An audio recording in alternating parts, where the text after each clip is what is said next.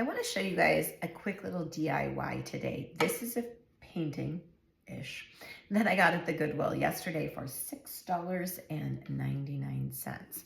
I'm going to take this and turn it into something that I saw at the new Restoration Hardware in Newport Beach. I'm going to do it quickly, easily, and I'm going to show you guys how to do it. My inspiration for this project is some heavily gold leafed paintings that I saw at the brand new Restoration Hardware. I chose this particular painting for the frame actually, and I'm going to cover up what's on here and give it more of a contemporary modern art gold leafed look. So follow along as I do that. I wanted to make this quick and easy, so I'm using something called Rub and Buff. It's very simple. I'm going to apply it using rubber gloves. I'm going to apply it very haphazardly, and I still think it's going to be really beautiful. If you're going to try this yourself at home, you will need some type of old painting that you don't care about with a great frame. I think that's key. You're also going to need some Rub and Buff. These are the 4 colors that I have. 2 colors of gold and sort of an umber and then a black. A pair of rubber gloves, and then I do everything on this postal paper. I always have a roll of it around. It's great for wrapping and for all kinds of things. So I say keep postal paper on hand. It's perfect and easy to clean up. I'm going to show you guys my colors. I have gold leaf, antique gold, Spanish copper, and ebony. And I'm going to do a little squirt of each one of these so I can get a feel for the color. And then I'm just going to start. Okay, so here's my little color samples. And what I've been told is that a little bit goes a long way. So let's see how this works. So I'm going to put on my gloves and just go to town and see what we get. I don't think there's really any method to this. And I'm actually thinking about possibly leaving a little bit of the original color showing through. I think that could be interesting. And maybe give this, ooh, if I could put my gloves on, and maybe give this a little bit more of a contemporary feeling. So I think I'm gonna start with the darkest color first. So I'm gonna use a little bit of this ebony, and that'll give me a little bit of a background. And I literally just have it on my finger, and I'm just going to apply it right here and rub it in, just like they said, Rub and Buff. I'll tell you what I think I am gonna like on this is that there's texture to the painting, and so it shows a little texture to the Rub and Buff, and I think that's kind of nice. I'm gonna take this ebony and use it in a few areas, maybe even in the areas that are already dark, so that we keep a little bit of what was original. And I'm gonna go around this and over this with the gold and the Spanish red. So I think here, and then a little bit here, and I may leave some of this green showing. Now I'm gonna use a different fingertip, and I'm gonna go in with a little bit of the antique gold because I wanna see what that looks like. And here we go. Ooh, that's so pretty. That's really pretty. And you can buff it out a little bit so that you can see what's underneath, hence Rub and Buff, right? I don't know if you guys can see that, but I'm just getting going on this.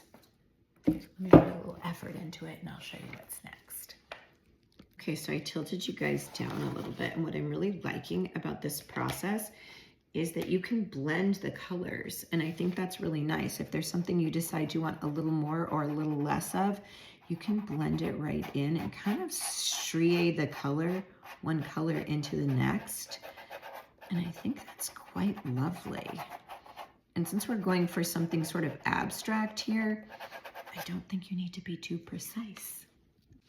Okay, now I'm going in with the Spanish red, which I really, really like because it's kind of a browny red, not too specific. And like I said, I'm leaving a little bit of the original color showing through because I think that's really nice. And it's kind of an homage to where we began, right?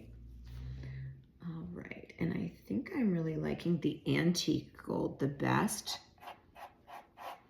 It's super, super pretty. And the thicker you put it on, I'm finding that the glossier or shinier it is. So I'll leave that up to you guys. And I'm getting right into the corners with this. This is actually kind of therapeutic and fun. Okay, I would say I'm about 50% finished. I'm actually really liking the way that this is looking. I will say that it's hard to get into the little areas where the frame meets the canvas, and I'm thinking that I might use a Q-tip for that. Going back in with a little bit of the Spanish copper. I think that's so pretty. And you can, like I said, this blends really nicely and gives you this sort of strié effect, which is exactly what I was looking for. I'm gonna keep working at this. I was able to get into the corners a little bit by just using the edge of my glove and running it along there. I may leave a little bit of this image of the houses and a little bit of the green, and I might even wipe some off here to show what's underneath.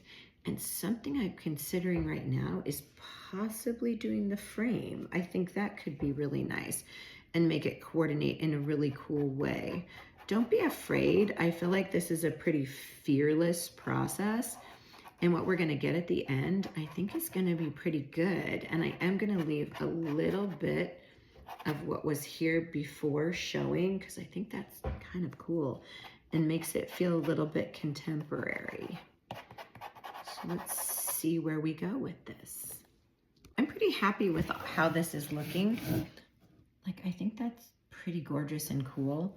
And I'm gonna go back with a little bit thicker bits of the material and just kind of patting it on to give this a little bit of dimension. And I think that's gonna look really nice too. And as I've been working on this, I absolutely decided that I'm gonna do the frame. So let me show you what that's gonna look like. The same as the painting, I'm just gonna very haphazardly do this. And I'm gonna just put a little bit of the rub and buff on the end of my finger. I'm literally just going to wipe it on here and then probably wipe it off a little bit just to tone it down, because I don't want it to be solid. I want it to have a little bit of variation to it. So let's see what we get when we're done. Little bit really does go a long way. And as I said before, there's no real method to this. So I'm just sort of going haphazard. I did kind of decide that I would leave the very top darker parts kind of the way they are, and that I'm just applying the gold to the edges here. And I'm using both colors of gold and the Spanish red, because I feel like that works for what I'm going for here.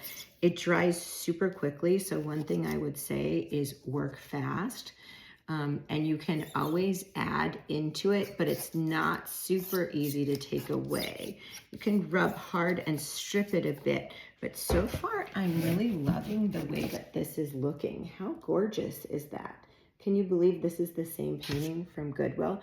Wait until I show you the one from Restoration Hardware. I think I've done a really good job of copying it and making myself some really cheap art, and you guys can do this too.